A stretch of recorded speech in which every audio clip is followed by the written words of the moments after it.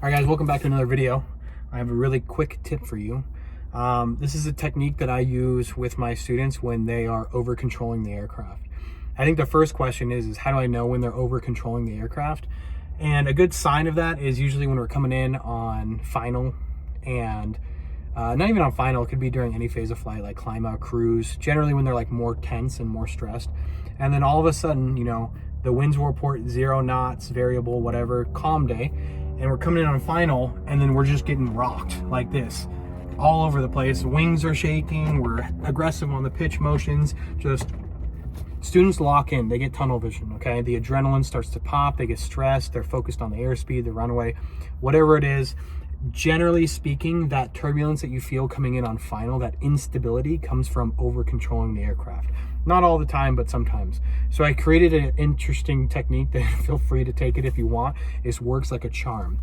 I ask my student, when you're in the downwind or like we're a couple miles away from final, just randomly out of pocket, I go, what is your most favorite animal in the entire world? And they look at me and they're kind of like, my most favorite animal is, how does this apply to flight training? It's so random. I'm like, yeah, what's your most favorite animal?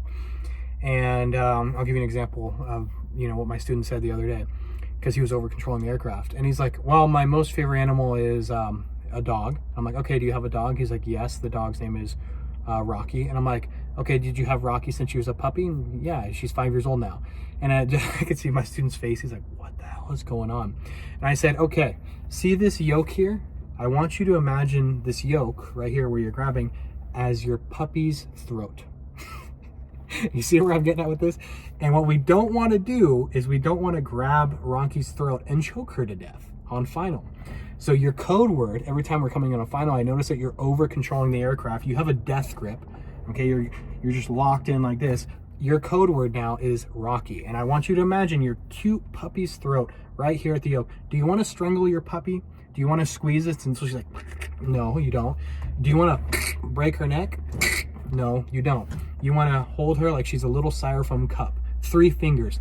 Pinky up, I say. This is like a teacup. Fancy flying, okay? My point in saying that is that sometimes I need a code word, or because loosen up on the flight controls, when you tell students that, like loosen up, you're over controlling, that doesn't really mean anything. When you tell your student that you're about to break a puppy's neck, something about that just gets into their head, and all of a sudden, you'll say Rocky, and there's no more turbulence. The winds are completely calm, and they're going to have a smooth landing. So that's a little trick. Just think about that. What's your favorite animal? Imagine that animal, your animal, a animal, kitten, puppy, I don't know, gecko, whatever it is. Just imagine this as its throat, and don't strangle Rocky on final. Don't strangle Rocky in cruise flight. Don't strangle Rocky when you are in the downwind. Always have that pinky up, hold the styrofoam cup. Don't strangle the puppy. See ya.